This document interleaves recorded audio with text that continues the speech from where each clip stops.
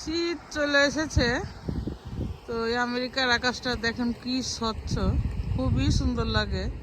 আল্লাহর সৃষ্টি জিনিস, কিন্তু বাংলাদেশের থেকে আমেরিকার আকাশটা খুবই স্বচ্ছ।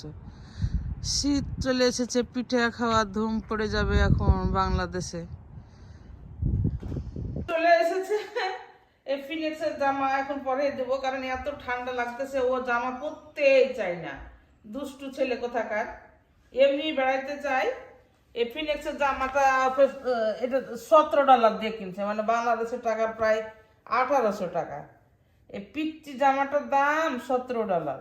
এই যে এইটুকি জামাটার দাম। পর পর তাড়াতাড়ি পর, শীত লাগতেছে। এমনি বেড়াচ্ছিস,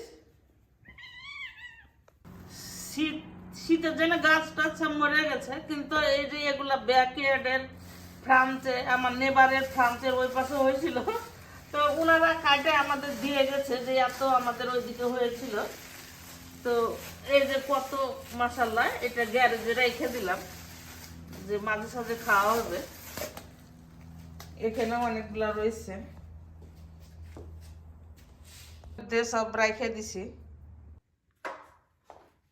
তো আমি আজকে তান্দুরি করব, তো তান্দুরি গুলা এখানে মশলা আর কি মাখে আমি রেখে দিছি ম্যারিনেট করে, অনেক ভালো লাগবে, একদম হোল মুরগি।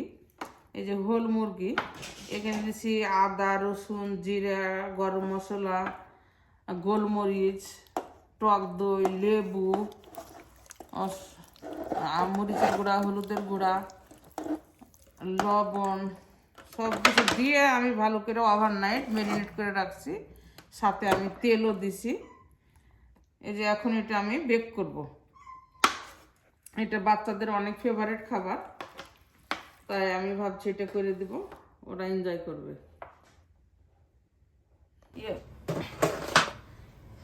তো আমি এটাতে এখন বেক করতে দিয়ে দিলাম। এই যে এখন আস্তে আস্তে হিট দিয়ে 1-2 ঘন্টা লাগবে বেক করতে, অনেক মজা হবে।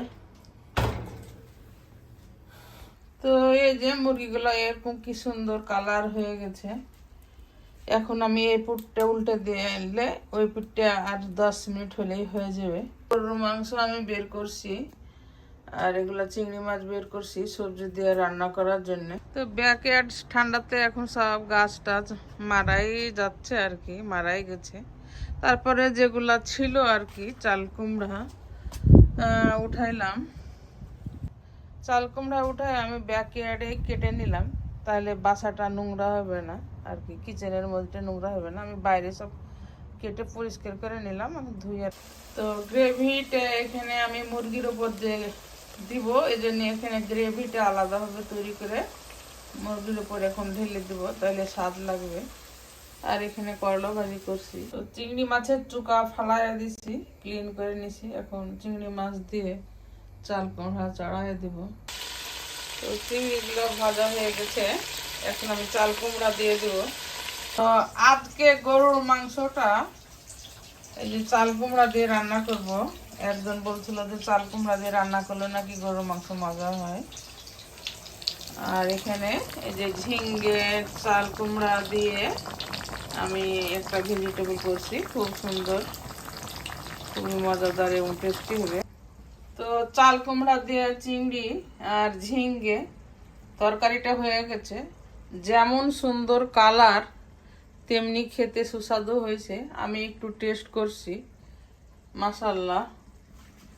আর এখানে গরুর মাংস কষাচ্ছি, চাল কুমড়া দিয়ে রান্না করব, নতুন রেসিপি, তো ইনশাআল্লাহ অনেক মজাই হবে। কষানো হয়ে গেছে, এখন এ পর্যায়ে আমি একটু চাল কুমড়াগুলো ঢেলে দেব, দিয়ে একটু কষাবো। তো এই যে হয়ে গেল আমার গরুর মাংস দিয়ে চাল কুমড়া, খুবই মজা হয়েছে, কি বলবো। আজকে এই প্রথম রান্না করলাম গরুর মাংস দিয়ে চাল কুমড়া।